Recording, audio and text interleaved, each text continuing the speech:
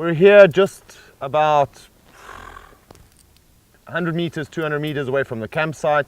As I explained to you earlier, we don't camp right next to a dam or right next to a river. The last thing you want is to be in between the path of a hippo or an elephant where he wants to go and drink water. But we've decided to come down here and meet with Martin Meyer from Meyer Safaris, my cousin, and have a little chat about Meyer Safaris and what they do, and also have a chat about the anti-poaching unit that he's part of right now. So we're going to kick this off discussing about safaris and how Meyer Safaris can help you out on this trip, and then we head into discussing about what you're doing to save the nature, really, because Meyer Safaris would be nothing if you weren't going out there and ensuring that the endangered species survive. Because what's the point of us coming to Africa if we can't see anything? Correct. Yeah. So Martin, take it away. Let's have a discussion about Meyer Safaris. What is it that you do and you offer as a company versus me going to a lodge, for example, and just using the rangers that are at the lodge? Sean, thank you very much. Exciting to be out here in the wilderness. Always a good place to be. And good to see the smile on your face, because I know you're home in the bush. Yeah. And really, to your listeners and to those that are subscribing to your channel, it really is, as we've seen travel change. We've seen the tourism market change. We've seen travel to Africa increase from many corners of the earth. And what we've really tried to do with Meyer Safaris is position ourselves to be able to customize an itinerary and look at, all of us have different interests. You're traveling far from your home place and you have not a lot of time, and it's really to forecast the seasons and which country in southern Africa would suit what you'd like to do or what you'd like to see, and then seamlessly create that bespoke itinerary. We handcraft it through our offices, our consultants, and we'll then have a Skype chat to you and go through a couple of samples. What we pride ourselves on is we don't give you an automated email answer. So within 12 hours you'll get an answer from one of our operations managers. And then we start the dialogue. And typically we see 3 or 4 sample itineraries where you're very much part of the process. And I believe as tourism expands on the African continent and travel has changed, I'd rather get you in a position into a place that's off the beaten track, that you go home with that experience. But you know, Martin, so I'm traveling from the States, or I'm traveling from Middle East, or wherever the case may be, and the reason why we put the show together is a 10-day trip, a little bit of bush and a little bit of the coast, the beautiful coast of Mozambique. But you know, as a tourist, I might want to go to Cape Town and I want to go to Table Mountain and so on. Do you add that to the trip? I mean, are you purely only safaris, or are you? Can you assist me going to? I haven't lived in South Africa for a long time, but there's so many. You can go whale watching. You can go and see the great whites jumping out of the water, which is the only place in the world is in Cape Town and in the Cape in South Africa. So do you do that as well? We do. I think what we try to do is we look at the safari portion. That's why you're here. And I believe, and what I'm seeing in the tourism industry is, if the conservation that we are trying to save, the ecosystem, if it's not sustainable. So you're coming on safari where you're staying at lodges, you might be camping, but each of the properties that we use, we know that there's 100% give back. So already with your tourism dollar, pound, euro, dirham, you know that a percentage goes back to that establishment. Wow, that's good to know. I didn't know that. And then, absolutely, you know, you're traveling that far. So our most popular extension to that safari would be Victoria Falls, the coast of Mozambique, Cape Town, the winelands. You're so close to the country in terms of travel. So that is where the customizing, what we're seeing in the industry, is changed. You can say this is the safari segment, but I'd really love to take my family to Victoria Falls, one of the natural wonders, before we fly out. But you know, we can now fly multinational flights out of Johannesburg, out of Cape Town. As the routes open up, it's easy to get you in that position for a 4-day Table Mountain, the penguins at Boulders Beach, a beautiful wineland experience. Well, you've also got the most southerly point of Africa to go and have a look at. And then you've got the Cape Agulhas and the Indian Ocean meeting together, which is, if you're there at a good time, you can actually physically see the difference in the colours as they're coming through, which is, so I could fly into Cape Town, your team could meet me there, guide me through that. I jump on a plane from Cape Town through to Johannesburg or Hoedspruit or Nelspruit or any of the places, and depending on my budget, I can either go to the 5-star lodges, your Londolozis, your Timbavatis, or I can bespoke and go into more national parks in Botswana, for example, and you'll take care of me that entire way, or not you per se, but your team will hand over from one to the next. Absolutely, and I think that's where the ease of travel and looking what you're doing on your channel is, you need a ground operator. So as you're traveling, that you know there's a 24/7, call it a travel concierge, if you will. We do all your bookings for you. The lodges or the camps know that ahead of the time you're arriving, whether you're self-driving or flying in. So it's really, you need to pack your bags. We give you a packing list dependent on the season. And you arrive in camp or you arrive at the location and everything is taken care of, from your domestic flights, your domestic travel. And it's what you were saying, you know, that eastern coast of the Cape, tracking the great whites, shark cage diving, the whale season, it opens up this gamut of experience while you're there. So typically we see a 4-night stay, 5-night in the Cape, and then you're spending the rest of your time on safari, and it could also be multi-destination. So from South Africa to Mozambique, Mozambique to Botswana, you've got Namibia in the mix, which is totally a different ecosystem. Wow. So I can basically choose anything. Absolutely. But what if I wanted to go to, let's say I wanted to see, I get in here and I see the Southern Africa parks. I mean, there's a plethora of them, but and I want to then move into Botswana, and I wanted to perhaps go to Serengeti or the Maasai. Can I do that as well? Absolutely. We often, what we prefer doing is saying to clients that are looking at a prospective inquiry is to say, this is your bucket list, you know, to come to Africa.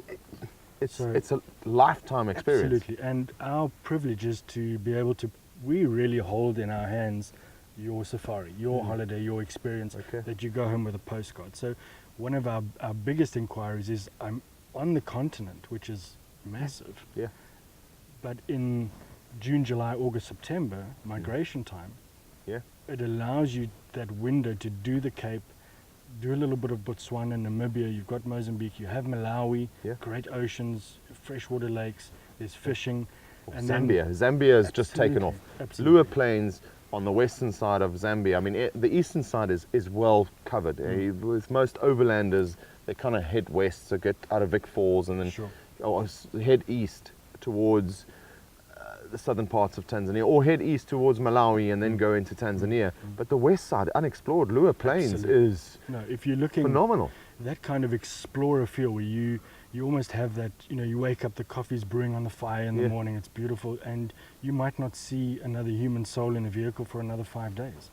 So you go to Maasai and it's just absolutely, as beautiful as Masai Mara is, you're never alone. You know, you're always standing in a queue to take photos of a lion and so on. You go to Lua Plains, you go to the southern part of the Serengeti, which is next to Ngorongoro, or you get into even in Zimbabwe, there's some stunning sites in Zimbabwe, and tourism hasn't really caught on that much. It is booming now, but you have that experience where you're on your own. Absolutely, and I was in Zimbabwe recently, but you know, you look at the rivers, you know, canoe trip, camping on the islands, fully guided, catered. Tiger fishing. Perfect. Big tiger fish. Zambia, get into those huge tiger fish over there as well. One of your top 3 trips, if you're a fisherman, that is something that we look at very carefully, because it's a different kind of safari, but a great place. And then in East Africa, we are fortunate enough to use private concessions. So you're circumnavigating the big crowds, which is the country's mainstay. So if you talk about an authentic East African safari where the word comes from, and you think of Karen Blixen and you think of the Out of Africas, you know, the history that we've grown up with. But be able to track with a Maasai warrior that is a guardian for the lion prides.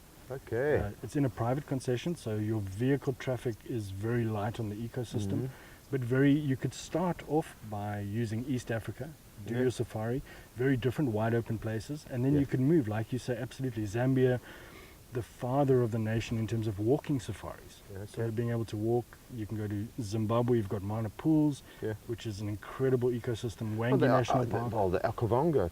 You get Absolutely. into Okavango, I mean, that's purely, you're either on a boat or walking, because there's no vehicles there, right? So if you get through there, you get a boat through the river, drop you off on one of the islands, depending on the time of year, obviously, but sure. it's beautiful walking trails. And to just be in a World Heritage Site again. Oh, and, yes. and Botswana is so far ahead in terms of conservation, in terms of the community, the population.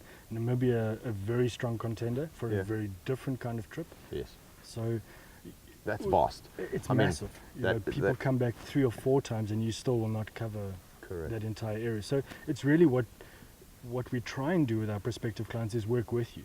And Yes. say, because what we do see is by the second itinerary or third itinerary as a combination, people are saying, but that really appeals to me. Mm. And we can then quickly turn that to suit our biggest thing is time Yeah. on the ground. That is what we're focusing on. Well, people don't have that, and like you said, go back to the bucket list. And if you've been saving up for a number of years, you might put together 10 or 20 days that you've saved up and you can do it. Again, it depends on how you do it. If you're going to go 5-star lodges, you're Sure. going to burn through cash a lot quicker, Yeah. and you might have a shorter vacation. And you can stretch it if you're doing self-drive or whatever the case may be. But we're talking East Africa now, and what if I want to go and see the gorillas or the chimpanzees for that matter? Well, that's a great combination. We're seeing that absolutely, to be able to see that once in a lifetime experience. So Yeah. we're seeing a lot of the Kenyan safaris, the Tanzanian safaris, and then it's an easy travel time Yeah. into Uganda, but also into Rwanda. Because it's an hour flight. Yeah, so you're there, and then looking at conservation in terms of how the chimpanzees, the primary forests that are still there, how Yeah. the governments and the national park systems, the rangers, the trackers, really are putting themselves out there to try and save this ecosystem. So Yeah. a very popular combination, East Africa with gorilla tracking, Mhm. chimpanzee rehabilitation. So it's very different in terms of the ecosystem that you would see further south. Yeah. So a very popular trip, and that we would normally say a 12 to 14 day, and then you can choose the style depending on your budget, the style of lodging. You want to rough it, you want to camp, or you want to have a mixture. That's also Yeah. very popular. Get the whole. I always think the holistic experience. Yeah. So you might camp for 3 nights, but you might stay in a lodge for the rest. Well, I mean, that's the conundrum. You only have X amount of time, but you can't just say to the animals, right, I'm gonna need to be there because my clients want to see a chimpanzee or Sure. see a gorilla or a lion for that matter. I mean, we've been in Timbavati right now. We haven't seen many animals, but we've just gone through a massive drought with big rains that have just happened right now, and the Kruger Park just being behind us over here. Those animals will probably start tracking back over here, but Sure. you can't say, you right, can't. No, you would go to a zoo if you want to see everything Yes. on one day. Yeah. But I think it's So looking it's time, really. It is time. Rather, yes. instead of saying 10 days, stretch yourself for 15. And Absolutely. if you're lucky enough on your first day you see everything, wow, you've had a great trip. Your trip starts off, but sometimes it could take some time to I think so. And tick I think the bucket list on the animals. it Yeah. does. And I think what we do for a lot of our clients, once we always say, what are your expectations? Because it is difficult. It's such a vast continent. Yeah. And what we often see is as you've traveled and traversed different countries, different ecosystems, by the end of your trip, I like to put together the jigsaw puzzle. Because if it wasn't for that geology, you wouldn't Yes. have that kind of vegetation. If it wasn't the Correct. vegetation, you wouldn't have the herbivores, the predators. So it's really going home with understanding how that fits together, and Yeah. that's what we're conserving through tourism. Yeah.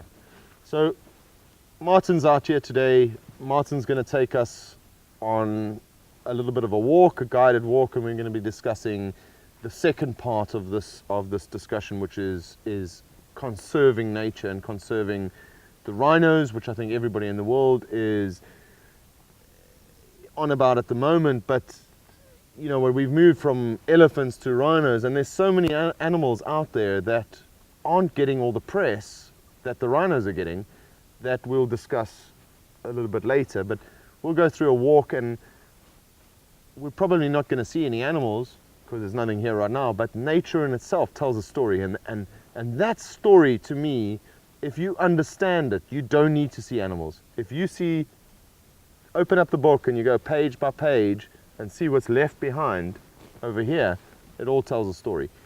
So Martin, thank you so much. I'm going to put Martin's link to his website below. You'll probably see it on the screen right now, but it'll be on the link. Martin, once again, thank you for taking the time, coming out and taking us for a drive today and a guided walk. It's really appreciate your time. Absolutely.